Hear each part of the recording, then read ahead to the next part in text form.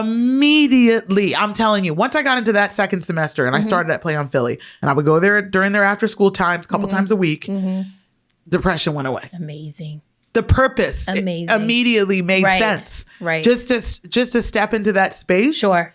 With these kids, it was a small group at the beginning, but to step in there and be able to be part of shaping them and creating relationships with the kids in West Philadelphia was huge for my sense of self-worth and purpose. Life-saving, literally. Completely. Yeah. This clip is from the Piano Inspires podcast, Season 3, Episode 4, featuring Michelle Cann with host Leah Claiborne. Okay, so you have this internal commitment drive. It lands you in Cleveland Institute of Music. Can you talk about more so like the few steps before your career? I'm assuming that's part of Cleveland and Curtis, but what's going on during that time specifically? Well, so much. I mean, I think I carried certain aspects from, my childhood, which was kind of being involved in multiple things. Okay. That was also very interesting, again, that I think connects to my career now, was having grown up with piano being primary. But that was the thing. I was very social, and especially in a musical way, piano could be solitary, right? Just with that practice outside of like chamber music and collaborative playing. Right. And so for me, I was in band, orchestra, choir, Right. Yeah. And I remember at the end of high school, I taught some students, so I had so many different things that connected me with others musically that even when I went to Cleveland, and again, my major was in piano performance, I immediately was involving myself in other things. So, I kept taking violin lessons. Oh, interesting. For a little bit until it got just too hard to keep it up. Yeah. Because I didn't want to give that up. I decided I had the genius idea to do a biology minor because as if I wasn't busy enough. Genius. I was like, why not? Yeah, why not? Yeah. Well, and again, I think that stemmed from, I just always had many interests. I've always, I loved biology, and I could see myself in medicine as well. I mean, as much as I had made the decision to put my primary focus in piano, there was still also that doubt or that fear or that, well, what if I'm not successful?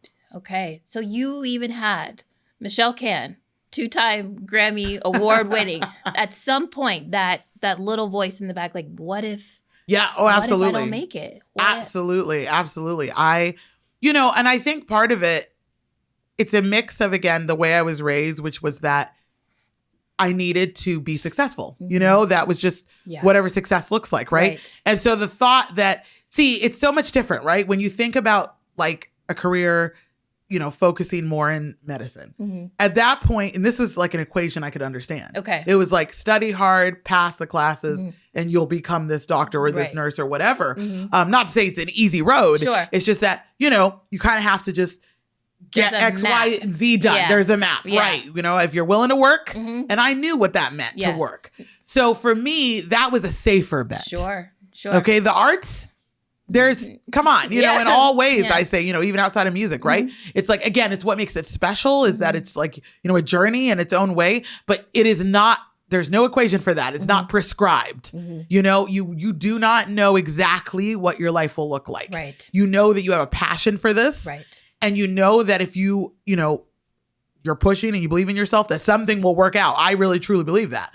But it might not be what you envisioned initially. Sure. And it might not happen on the timeline you wanted exactly. I love that. Right? I love that. Isn't that the case? It is. It's always. It's a leap of Always faith. the case, It's a leap of faith in certain ways. Yeah. And so you have to be driven by a passion, right? So for me, that was scary when I was used to, like data-driven things. Right. So anyway, that I think is part of it. So I go through my bachelor degree and I decide I was at this point, I think it was right when I was finishing my master's actually at Cleveland Institute. And it was a crossroad, and I thought I could push more in the direction of, a medical career. Because of course just a minor isn't really, so I could push more in this direction, or I could really put everything into piano. And the reason I was feeling that was because I was overwhelmed with the talent around me. Oh, okay. I mean, there was so much talent at Cleveland Institute, you know, at that time in the piano department and as a whole in my own studio. It just seemed like no matter what I was doing, somebody could do it better. Sure. Right? Or somebody could learn that piece faster. Or, you know, whatever it is, it's just, I was really stuck focusing on what others were doing around me. And then I thought, well, how is there a place for me? And it was that internal battle. You know, and I, you know, it's interesting because during these times, it doesn't really matter. Like I always tell students this, it does not matter what other people tell you. Like, in other words, my teacher did not give me a reason to believe that I couldn't make it. You know, my parents didn't, you know, even my friends didn't necessarily. They were like, I mean, you're great. Doesn't matter. It's the internal voice. It's the internal. If you don't work that out, listen, if you don't work that out, if you don't figure out how to work that out, you will struggle your whole life with it. You have to just accept. So I remember being really at a crossroads. Like I really felt like maybe this is just not the place for me to push anymore.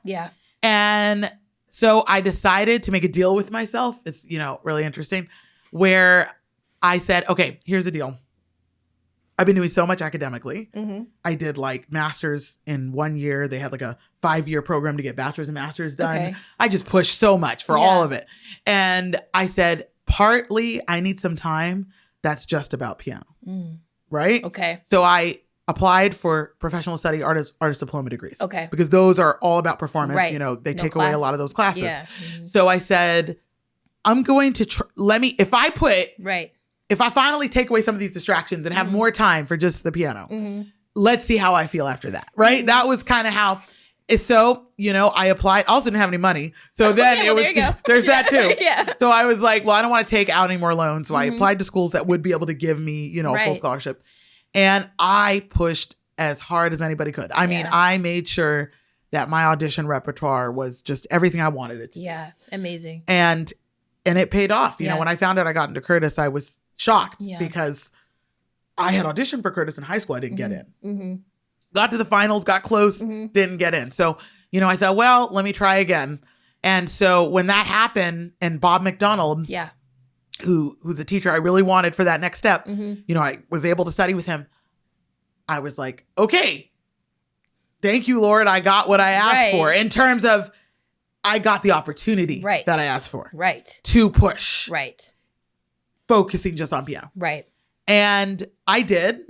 And so for the first semester, nothing. I didn't try to do anything else, just piano. Severely depressed by the end of that semester. Severely depressed. Like it was like. It wasn't you. It was not me. At least with your upbringing. What you were used to, what brought you joy. Was being talking, communicating, using music to socialize, essentially. 100%. 100%. I immediately was depressed. It was so interesting. I used up all the free therapy they give you as a student. I was trying to figure this out. I get it. I was like, wait, this is what I wanted. Yes. I talked to you guys. This is what I wanted. This is the plan I mapped out. That's exactly it. That's exactly it. And I was so depressed. I was like, what is the point of this then? You know, because I mean, and I was practicing hard. Yeah, I know it. So very interesting. I get this call from Stanford Thompson in December of 2010. That's when I had started the artist diploma at Curtis. And one thing that I had just started to do around that time was I was looking for a church job. You know, and I needed some extra income, and I'd always worked in churches. So I think I just found that job. I can't remember exactly the timeline, but for whatever it's worth, Stanford was looking for his then brand new program, Play on Philly. He had just started this in Philadelphia, and they needed a choir director. Interesting. A choir director. So for the kids. So I basically get this call from him, and he says, well, you were recommended. And I said, well, that's interesting because I've never directed a children's choir before. So I'm not exactly sure who recommended me.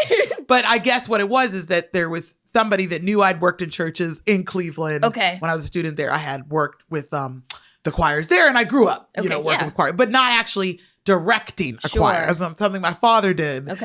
But he said, well, you're just what we're looking for. I feel like would be great. And I remember he told me, I think it was $50 an hour at the time. I said, oh, well, I think I can do that. I love choir. I do. I was like, I love directing. I do. I have so many ideas. Or so many. So many things. Too many things. So many things. Hilarious. Because I needed. I was like, that was the other side of it. There's just practicality. Yeah. My whole I'm going to come to Curtis and do Right. nothing but practice. Mm-hmm. Oh, wait, I need to pay my rent. Right. No, Right. And again, Right. things like this, you're just like, okay, reality is I actually do need to, Mm-hmm. So I just remember being like, yep, that can work for me. That would be very helpful right now. Yeah. I'm just being honest. Absolutely. That was part of it Yeah. because I was really scared about that. I was like, Yeah. So I called my dad up over Christmas break. Mm-hmm.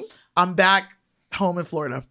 And I'm like, Dad, I'm raiding his children's choir collection. Sure, yeah. So I'm pulling out pieces. Mm-hmm. My dad's giving me just different tips. Yeah. And again, I watched him. It was so interesting because all the years that I would watch my dad direct the children's choir, that I would accompany, that I was getting knowledge. I was absorbing so much knowledge. You're in it, yeah. And I'd work with adult choirs. And again, just because I hadn't stood in front and been the only director, I'd also taught kids all these years. Piano. Yeah. So all those skills Yeah. ended up coming together. Right.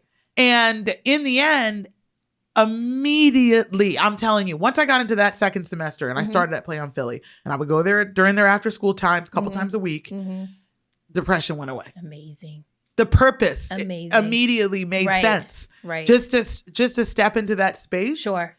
With these kids, it was a small group at the beginning, but to step in there and be able to be part of shaping them and creating relationships with the kids in West Philadelphia. Right. And, building this choir at the time was huge for my sense of self-worth and purpose. Life-saving, literally. Completely. Yeah. That's incredible. But then it made sense because music is about connecting. Right. It's about the connections you make. It's how it moves people. It's what sitting in a room practicing for hours, you can completely lose sight of why you're even doing this. It, yeah. So by having that balance, I wasn't, completely overwhelmed with other things. Right. But I had this balance now of this purpose, something I look forward to outside of myself. Right. So that those hours spent by myself, working, weren't just, feeling like I was in a vacuum. Sure.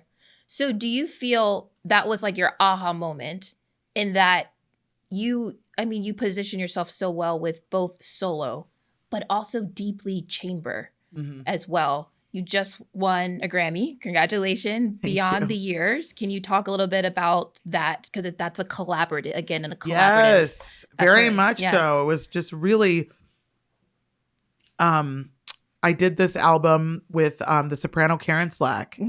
And what a powerful artist she is. Just, and, both in her personality, but also just in her artistry and skills as a vocalist.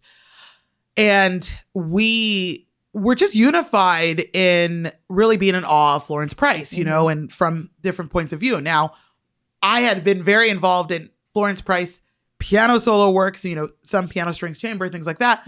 I had not delved into the vocal piano repertoire as much. Right.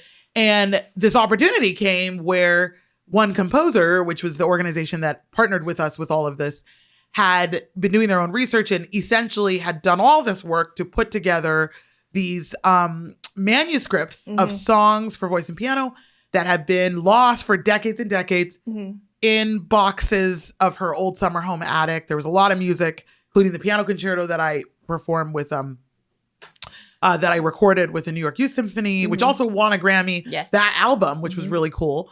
But that particular concerto had been also in boxes, for years and years. So there was, a whole amazing story there. But these songs had, as of really a year or two ago, had still not really been, put out there to the public to play. So they did a lot of that work and made it readable and so then we just jumped on it to be able to record these and share. And I just, again, learning them alongside her, it just showed me even more of the versatility of Florence Price and her writing style and such. It just really, but I couldn't have asked for a better partner to record with. Sure. So, when it won the Grammy this year, we were just beyond thrilled, personally, of course, but also just on behalf of her. Sure. Sure. This was the first in the solo vocal category. Right. It was the first Grammy won for a Black female composer. Yeah. Yeah. And Huge. it really meant a lot. Performed by two. I don't want to make assumptions just so when everyone's listening, performed by two Black female artists.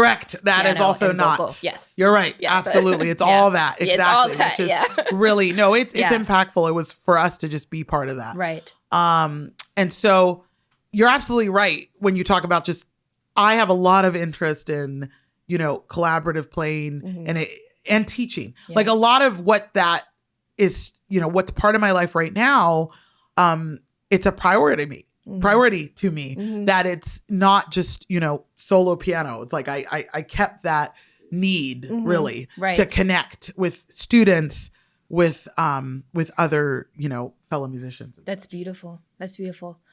Be sure to listen to the full episode on our website, pianoinspires.com, on Spotify or Apple Podcasts.